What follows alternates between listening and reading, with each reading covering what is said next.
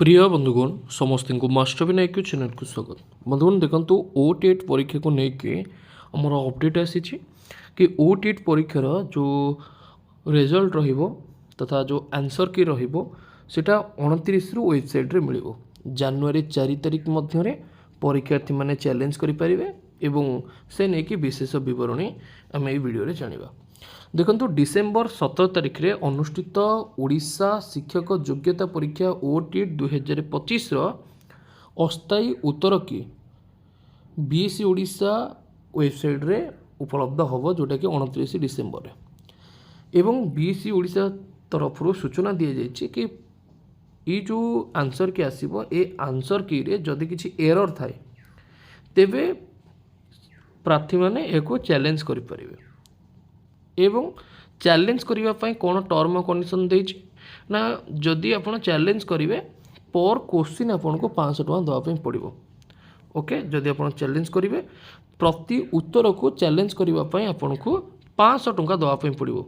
Okay एवं जो challenge करिवे ता पई मध्य कि को आंसर आपन को लागू जी सठिक बोलिका सेटा चैलेंज करदेले तो हेनी आपन को गोटे प्रमाण दवापी पड़ो।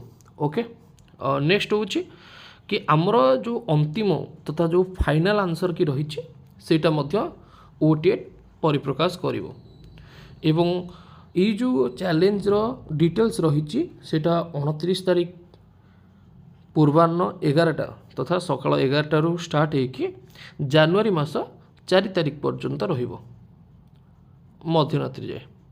नेक्स्ट चैलेंज आवेदन केवल ऑनलाइन माध्यम रे ग्रहण करा जिवो ईमेल डाक वितरण व्यक्तिगत वितरण ए सब रे करा जिवो नाही। चैलेंज ग्रहण हेले प्रति उत्तर पूर्ण राशि ऑनलाइन ट्रांसफर माध्यम रे प्रार्थी बैंक अकाउंट को फेरस्त करा जिवो। जदि आपणकर ऑब्जेक्शन जेन्युइन हेतिबो तेबे ऑनलाइन माध्यम रे से टंका आपणक अकाउंट को फेरी पाइबे। जदि चैलेंज आपणकर एक्सेप्ट न होबो ओके तेबे से टंका आपण हरै बसिबे। ये होची कथा तो आपण जानि परिले कि केबे आंसर की वगैरह आसीबो एवं केबे आपण चैलेंज करिवे। 29 रे आंसर की आसीबो एवं 29 रु 4 तारिख भितरे सी जो आंसर के आसीबो ताको आपण चैलेंज करि परिवे। तापरे गवर्नमेंट किछि दिन समय नबो एवं जनवरी मासर सेकेंड वीक रे आपण को फाइनल आंसर की ओटीएट रो देखिया पे मिलियो एवं फाइनल आंसर की आसबार 15-20 दिन पर आपण को पूरा फाइनल रिजल्ट देखा मिल जोटा कि आपणकर स्कोर केते अछि बा ओटीएट रा सर्टिफिकेट जोटा कि ऑनलाइन माध्यम रे हमें पाई परिबा। ओके तो ये अपडेट को निज बंधु मान को शेयर कर दियंतु। चैनल नुआ थिले चैनल को सब्सक्राइब करके ऑल नोटिफिकेशन ऑन कर नियंतु जदर कि ए टाइप रो इंपोर्टेंट अपडेट आपण माने मास्टर विनायक चैनल ले पाई परिबे।